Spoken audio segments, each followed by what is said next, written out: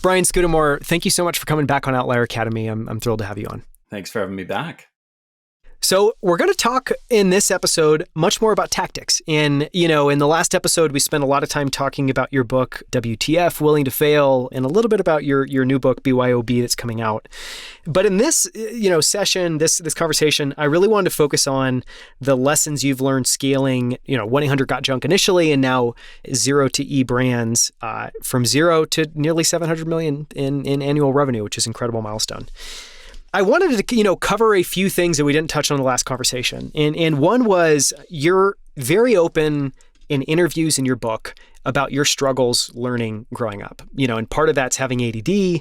I think part of that is just never meshing and enjoying the school experience, which I had a very similar, kind of background in or experience in growing up. And so what I wanted to ask about that is, you've struggled with ADD your entire life. You technically didn't graduate from high school or college.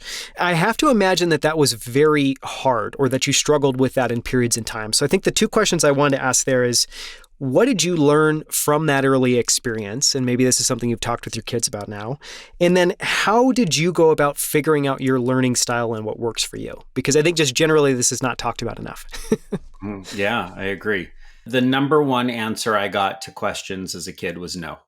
Whatever I asked, whatever I wanted to know, people were like, no, no, no. Very curious kid, but I didn't play by the rules. I couldn't sit still and focus. And it took down my self-esteem. So I didn't have a lot. I didn't have a ton of friends growing up until maybe high school when I started to mature a little bit. But school didn't work for me. And it wasn't that I don't love learning. I mean, I'm so curious. I love learning from people. But my way of learning, I guess, to your question of how did you realize how you like to learn? I realized I would take enjoyment out of and light up when I would be in a room with someone having a conversation and getting to ask them questions versus sitting in a classroom, reading books, watching videos, listening to a lecture. I would learn more if I got to pick the subjects versus being told, here's what you need to learn. And so structure just didn't really work for me. You hear often about schools today with kids where they're allowed to stand up and walk around while the teacher's talking. It is really impossible for someone who's ADD as a kid to sit still. And I mean, even as an adult with ADD, I will drink coffee all day because it just kind of keeps my brain going. It somehow calms me versus making me all crazy. But I will often work in different locations. So even when we're in our office, I'll go down to a coffee shop. I'll go to another coffee shop and I'll move around all day because that is just finding what works for me. One of your questions was, you might have talked about some of this with your kids. To me, it's all about embracing who you are and not trying to change it. So as a kid, I felt like everyone was telling me you got to be something different. But the gift was when I realized that I'm okay the way I am. When I didn't finish high school, I felt a tremendous sort of angst around the fact that every one of my friends finished. I was the only one that didn't. But when I realized, again, that was okay, I learned differently. I figured out how to channel that. So what I ended up doing is many people get an MBA. I did not get an MBA nor try because schooling to that level wouldn't work for me. So I created my own, what I call MBA, which is a mentor board of advisors. The way I learn my MBA is reaching out, picking up the phone, getting on a Zoom, picking someone's brains about something, and just learning from their experience. So my entrepreneur-driven education has all been just asking others who have succeeded and failed lots of questions. You touched on that so much of, and this applies to your kids, but applies to everybody, that, so much of growing up is learning who you are and accepting that and embracing that. Has that experience grown up, influenced the way you parent, where you spend more time really asking and trying to understand how each of your different kids learns and learning up, their personality and their learning style? How did that experience and just that notion of I learn differently kind of impact, and how does that show up in how you work with your kids? Yeah, maybe not a direct answer, but it made me think of, I've never once asked my kids, any of them, what they want to be when they grow up. I remember getting asked a lot as a kid myself and feeling the pressure of, well, what do my parents want me to be? My dad's a doctor. Does he want me to be a doctor? Does he want me to go to university? And there was some pressure. So I've decided the best way for me to parent with my kids from my growing up, as we all learn, is I just never ask them what they want to be. What does every parent want their kids to be? Happy. So my job as a parent has been, how do we as a family go work and volunteer at the food bank, take a trip to India and be in rural India and build a school, go to Kenya. Like, we've been very blessed to have some money, which allows us to travel and take some experiences. But these aren't the Four Seasons, type trips. These are, let's go learn and experience the planet. And I want them to open their minds and eyes to different opportunities that they wouldn't normally be able to see and decide for themselves. I've got my oldest right now is going to college, and she's applied to a bunch of colleges. I've never done any steering to where I want her to go, what type of program. And it's kind of liberating as a parent, because they'll ask for opinions and advice, and I get to respond with questions to get them thinking. But it doesn't have to be this is what I would do if I was you. I'm not you. So for me, it's been a fun way to parent. And I think it's been liberating and taking some stress off of, how come my kid's not doing what I want? Because that's not the way it works. Yeah, I think that's a wonderful answer. One of the things I wanted to talk about as well, too, is we talked about this a little bit in the last interview where, was a moment in building 1-800-GOT-JUNK where you realized you have yourself, you have someone else, you're both a little ADD leading the company. You need to go find somebody else that can push back on that. And, one, you're strikingly aware of where you're strong, where you need help. You seem to be really great at strength of vision, big ideas, understanding people. And then you can move to execution, maybe too quickly sometimes, in that kind of ready, fire, aim approach. And so what I wanted to ask there was, number one, what do you feel like is the strength and superpower of having a strong bias to action and wanting to go and jump in? Because I think there's a lot of positive there. So I'm curious, you're aware of the negative. What are the positives? And how do you think about that? And then I think the second one, just how did you learn that you needed a counterbalance? And what was the process like there? Because I can imagine as well, too, it probably is in some ways more comforting to work with someone who's just like you as opposed to someone who's wired a little bit differently. That's interesting, Daniel. So I would agree. It is very comforting to work with someone that's very similar to you. And I think that's what I did early on was, you want friendship, you want to have fun. And it's like, oh, we're so awesome together, but we're so similar together. How do you find someone that complements you, the yin to your yang? So I think it just came with time for me to realize, again, others telling me I wasn't good at a lot of stuff that the business needed. But Eric Church and I, great friends, but very, very, very different. I'm the ball cap, t-shirt wearing guy. He's the buttoned up shirt and maybe a pocket square and a suit, like just very different. I'm Vancouver. He's Toronto, West Coast, East Coast, different styles. But thank goodness for that. Different perspectives, different opinions, but we work really, really well together through shared values. You say that I've got great level of awareness. I mean, I've made so many mistakes that's where the awareness has come from. But it's realizing I'm not good at a lot. There's a lot that I just really struggle with doing. Why not find people who it's easy for? We got on the Oprah Winfrey show years ago, and it was a goal that I set and put on our Can You Imagine wall. And I was great at pitching press, but I couldn't do it over and over and over to the same contact. Tyler Wright, who I talk about in the book, he pitched for 14 months and landed that mother of all media hits, Oprah Winfrey. I had to trust that someone else could do it better. I could come up with the idea, but the execution had to be in someone that could actually follow through and make it happen. Yeah. I want to talk again about the power of brand a little bit. And one of the questions I want to ask there is to kind of flip it. So in the last conversation, we obviously talked about, why do you think it's important? And how did you go about building that? And how do you think about it in your mind? I kind of want to ask the inverse question now, which is when you have founders you're talking with, what advice do you share around brand? Do you have people you steer towards a brand, people you steer away from a brand? What generalizable advice? If you were to say, here's what I kind of learned from 1-800-GOT-JUNK, but now I'm going to tee this up for anybody. What would your words of wisdom be around brand just generally for founders and entrepreneurs? The best book on branding I've ever read is by Al Ries, R-I-E-S. The 22 Immutable Laws of Branding. Now, it's an older book, but it is just phenomenal. Every time I've gone back to that and I followed the so-called laws. So I built my brands based on that book. I think that, a brand creates a feeling and creates emotion. Be really careful and intentional with what feeling you're trying to create. So I'll give you a story with Wow One Day Painting. We paint people's homes in a day. When we go into someone's home, our initial color, so I bought the company, it was called One Day Painting. They came in and did my home, and I was so wowed that we bought it and rebranded it as Wow One Day Painting. And the colors that One Day Painting was this orange and this kind of blue. Took those colors and said, okay, that's what we're going to just rebrand, and it's going to look very similar. We put everyone in bright orange shirts, Wow One Day Painting, and the whole bit. And a friend customer, said to me, Brian, if you're trying to build trust when you have your painters all flash mob paint a home, don't send people in that are wearing penitentiary orange as a color. I mean, it just hit me because we were having trouble growing. We were having trouble attracting franchise owners, and it was a struggle for a couple of years.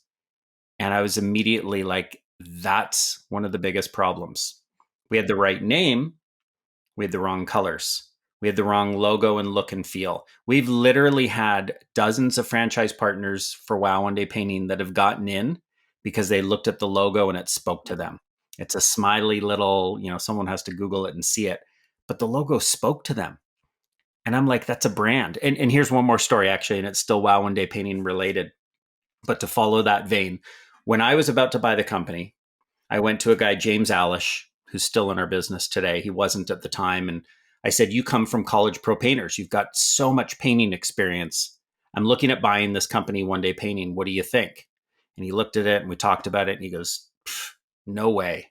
He goes, you're freaking nuts.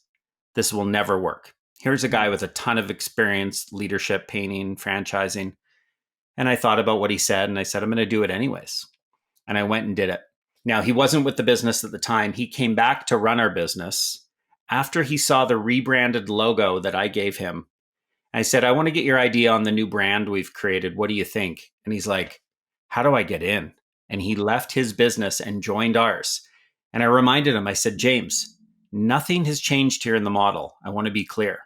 The only thing that's changed from you saying you're freaking nuts to how do I join is a logo. Now, to me, that's the power of a brand. Super powerful. I have to ask two more nerdy questions around that. And one is, you buy a business called One Day Painting, and then you rebrand it to very simply Wow One Day Painting. What was the idea or the aha of having that wow in the beginning? Why was that so important? So when I hired this company, I had 3 different companies coming to give me an estimate for painting my home. First 2 show up. They were referrals. The first 2 show up exactly what I expected. Cigarettes. They didn't show up on time. I thought they were going to move in for 2 weeks and live in my couch, right? The third guy shows up, clean, shiny van. He's uniformed. He's got his iPad out, professional as can be. He said, prices are the same, quality's the same, maybe better after 22 years of being in the business. But the kicker was, when we agree on painting day, we'll have your house done at the end of that day. I didn't think it was possible. And I thought, even if he does it in 2 days, I'm still ahead of the game.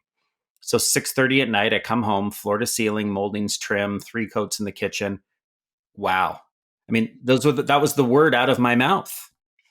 So when I acquired the business, it was a no-brainer. This is like, how you are used to we are used as homeowners to disruption. Things are hard. A pipe bursts or whatever happens, and it disrupts.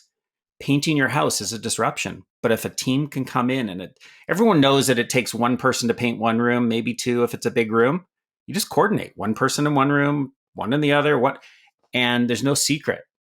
But it's that coordination of painters and process, and boom, done without any disruption. It's magical, and the feeling is just wow. Yeah. Well, and it goes back to what we talked about before of, a brand is a subset of promises you make and that you keep. And obviously there was something very special in the formulation of promises and the ability to deliver on it there. I have one other question, which is, For the people that I know that are brand obsessed or are just always focused on, look, feel, and having the right, energy or feeling associated with something, it can often be really hard to say, okay, this is done. And so I'm curious, like when you went through the process of doing the logo, how were you able to just do that once and get to done? And then maybe another way of saying that is, how did you know that you had arrived at the right logo? Was it that feeling? Was it something else? What was that process like for you? Yeah, we had our annual franchise partner convention, our gathering of all owners. We'd spent a year rebranding. I'd hired a design company, fired that one, brought on another, fired them, and brought the other one back. And Noel Fox from Freebird is the guy that completed the logo, who had started on it. And it was me being in Florence, Italy. And I was on a family trip and gelato everywhere. And I see this one gelato that stands out from all other flavors. It's got 2 lime slices as eyes and a little lime wedge smile. And I'm like, that gelato is the one I want because it's smiling at me. It's connecting with me. I took a picture of that, sent it to my designer as we were finalizing the logo. And I said, whatever this gelato is doing, do that to our logo. And if you look at the logo, you'd see the connection. It connects. And people buy brands that they feel connected to. And that was the magic. And so I knew I had it right. But then it was going back to our franchise convention and selling everybody on, we're doing a logo change. And by the way, this is also going to cost you money because reprinting, rebranding everywhere. Not one person was against the idea. And they said, whatever it takes, we will do this, because they knew Penitentiary Orange and all the other stuff was not where it was at. And this logo just grabbed people. Yeah. I love how, hearing from your perspective, it is just so focused on the right feeling and the right connection. And I think that's a really interesting, just differentiated approach. And I also love that the story revolves around gelato and a smiling gelato. Oh, totally. But you also know when you get it right, when you start to see your brand out there and people are talking about it. Now, this takes years and years and years, but even I saw in your hand a Sharpie. Mm-hmm. I can't read with this video that it's a Sharpie, but I could tell it looked like a Sharpie, and it probably is. And who, for gosh sakes, knows the name of a marker?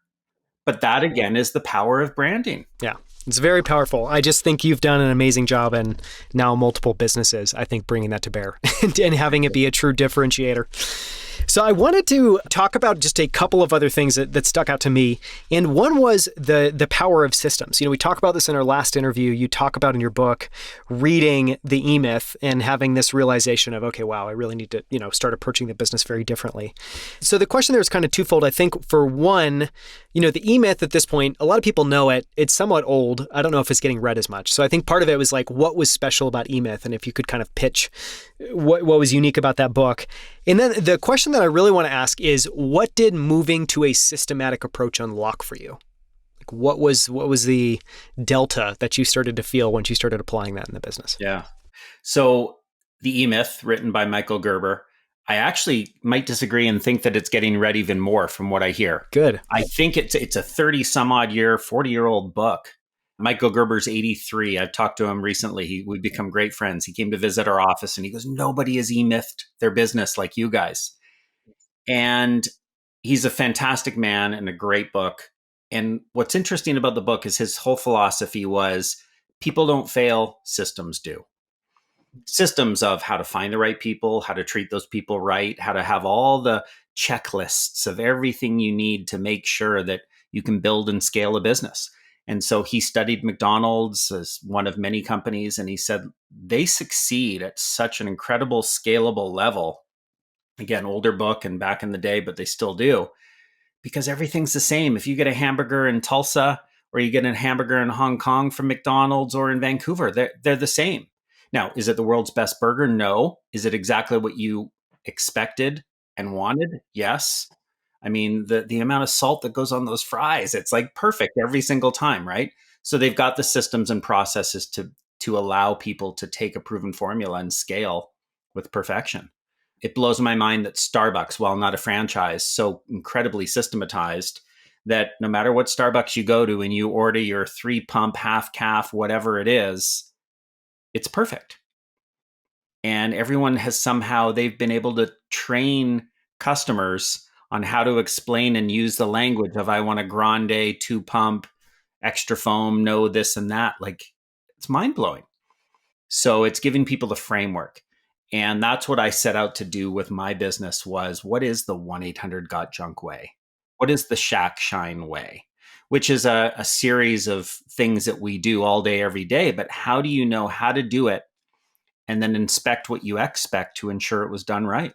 Yeah, I love some of the comparisons in some of the notes there. And yeah, and just the fact that obviously a system's what allows you to deliver the same thing again and again and again and again. One thing I'm curious about is at the scale you're at now, do you have a team or an individual internally that owns the system? Does that become the job of everyone to know it and contribute to it? How do you what does that look like in action today? Yeah, I'm going to give you the old yes and no.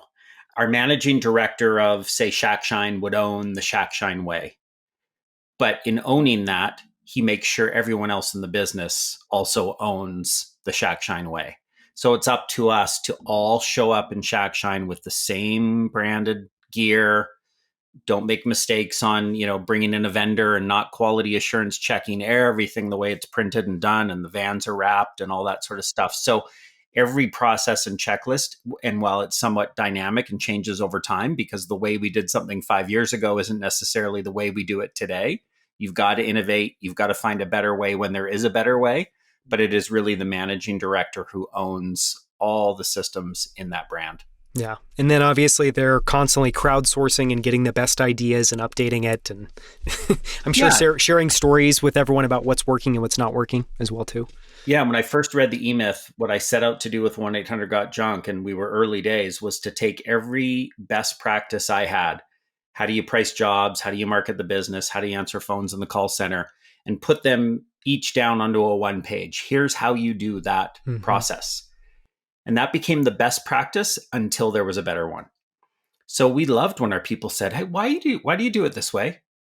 Have you considered this, that? Let's test it. Let's change it. Okay, there's the new best practice. Yeah. Well, it's also what's great, I think, in my experience as someone who is by default not systematic at all. It's been a huge challenge, I think, to learn how to think systematically.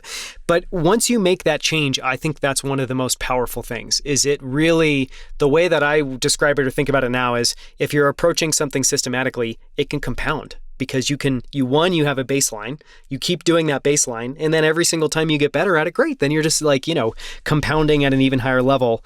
But I think that, and that kind of changes it from, well, it's just work, it's just maintaining it, to no, there's always upside. The point of doing it. Yeah. And I think we're in such a busy world, and where we want and like things to be easier. So I'll give the analogy, and this is real life, but most people I know, when they pack for a business trip, okay, what do I need? And maybe they make a list, or they just start grabbing things. The way I do it is I pull out my little checklist that I've got on my iPhone that says boom, boom, boom, boom. I don't want to miss something. I don't want to put extra thought into thinking about it. And I'm usually in a rush. Yeah. So why not create that first time and use it over and over type process? I think everyone can benefit from systems, especially a business that wants to scale. My wife has that same list on her phone, and packing is so much easier for her than it is for me. So this is the final kick I needed to be like, okay, I really need to do that. I really need to do that. Yeah. One of the other things I wanted to talk about was just the power of audacious goals, because I think something that shows up again and again in the book, which would make a lot of sense, especially in hindsight, knowing where you started, is one that you gave yourself the freedom to set really big, audacious goals, which I think is, a lot of people I don't even think can give themselves the ability to be able to do that. Did that come naturally? Was that something that, you just always had innate? Because you've also done a really good job of making this something that you do in the company. Like, you have that wall that everyone can go and contribute visions to, ideas to. Yeah, the Can You Imagine wall was birthed out of, I felt like I naturally discovered the power of vision, but I had other people like Cameron Harold, my COO, say, I can't think in vision. And I said, of course you can. And so I helped him through a process of dreaming big and coming up with ideas, starting with, what would the ideal trip, if money wasn't an object, where would you go in the world? Where would you go? What does it look like? What's the temperature? What are you drinking? Who's with you? He was able to answer everything. I'm like, there you go. There's your vision. Can You Imagine is a wall where people are encouraged in the company to put up their own big, hairy, audacious goals that they want to see happen within the company. So one big one for me, I told the Oprah story that we landed on Oprah, and that was the first Can You Imagine, It took putting the idea out there and someone 14 months later pitching, making it happen. And there we were, boom, in front of 35 million viewers. And I got to give Oprah a big hug. We set another big one years later, which was Ellen, to be on the Ellen DeGeneres show. And we put it in a painted picture, one of our vision documents, and set it aside and forgot about it. And years and years later, someone, Nadine in our office, decided to take it upon herself to pitch the show, and pitched 3 times before she got success. And they said, we're interested. And she and Sasha made it happen. And this was in October, and we ended up on the Ellen show with 1-800-GOT-JUNK, a big sort of skit. And Ellen was talking about the company, and it was magic. Yeah. So I did nothing to make that happen except think of an idea and put it down on paper. Yeah. But I think it also goes to show, if you had not been willing to set these goals that I'm sure you were like, I don't know if we'll ever get on Oprah, or there was a part of you that thought that, but you had to be willing to put it out there so you could surprise yourself, or so you could be surprised by what could happen in the future, which is really cool. We've got a painted picture for all our businesses, and we're rolling out new ones. So as we've achieved one, 5 years later, you roll out another one. And so we're doing that at our big convention in Las Vegas in end of March. So Shack Shine has a painted picture, a vision for the first time, because they're the newest business. And in their vision, there's something really big and bold that I got flack from a lot of people who proofed and were a part of, who said, I don't think we can put that in there. I don't think it can happen. That's exactly why it needs to be in there, is to excite and ignite, and for us to figure out. The painted picture isn't how, it's what does it look like? And then we'll find a way. I mean, everyone told us Ellen couldn't happen, and it did. So it's powerful, it's magical, it takes courage, but people need to do it. Yeah. Well, I'm glad, and thank you for sharing those stories, because I feel like this is another thing that you do exceptionally well that is not super common. I want to ask one more quick question and then one closing question. The quick question is, so we've talked about 22 immutable laws of brand and eMyth. We'll link to both of those in the show notes. Those are both good reminders for people. Is there anything else you've read that's either helped you personally or that you would recommend to other founders, entrepreneurs getting started, or at some point in their journey? For me, Rocket Fuel, which is a book that really focuses on your yin and your yang, your visionary and your implementer, and all the systems and processes on how to make that happen. Ironically, Eric and I discovered that book after we were doing it. And someone said, you got to read, you've obviously read this. This is what you guys did. And we looked at it, we're like, no. And it was someone taking and distilling what is, a bit of a process out there that some people organically discover, and making it easier to apply. But great book, Rocket Fuel. Yeah. That's another one I have not heard of. So I'm super excited to check that out. Okay. Last question. And thank you so much for all the time. So I want to ask you about how you think about success today, and how that your perspective on that has changed over time. Because one, I think that this is something you have thought about a lot. But as we've talked about in the interview as well, I think just your perspective, you've grown a lot over the last 30 years. So what is your definition today? Maybe what was it, if you know it in the early days, because I'm sure probably the bar for success was much, much lower. And how do you feel like that has changed over time? Just your bar of success. And this obviously can be around the business side, but I'm sure the personal side too. Yeah, I think it actually is a bit of a blend of personal and business. Years ago, I met Paul Orfalla, who started Kinko's and sold it for, I don't know, gazillion dollars. And what was incredible is someone asked the question in the audience at our business program I was taking in Boston. They said, what is success to you? Now you've got all this money, you've got your private jet. What is success? And he goes, that's easy. He says, if my kids, when they're grown up, want to spend time with me, that will be success. He said, of course they want to spend time with me now. They depend on me, and I'm their dad. But when they're adults, if they want to spend time with me, that's success. And I've always held on to that. And it's been, 20 some odd years or more, and it hasn't changed. And where I might broaden that is to, would my franchise owners, when they're out of the business one day and they're done, or my employees and people and team, would they want to hang out with me when we're older and we're all adults? That would be powerful. Because of course, employees want to hang out with you when they're working with you and you're on a business trip, because, hopefully you're a likable person, but, you're the boss. But what about when everything's said and done? Do they want to spend time with you because you've made a difference in each other's lives? That's success. Yeah, that's a beautiful sentiment. And especially with someone with 2 young kids, that hits home. So thank you so much for the time, Brian. Thanks for coming on. Thank you, Daniel. A lot of great conversation and really enjoyed it. Thank you for having me. Thank you.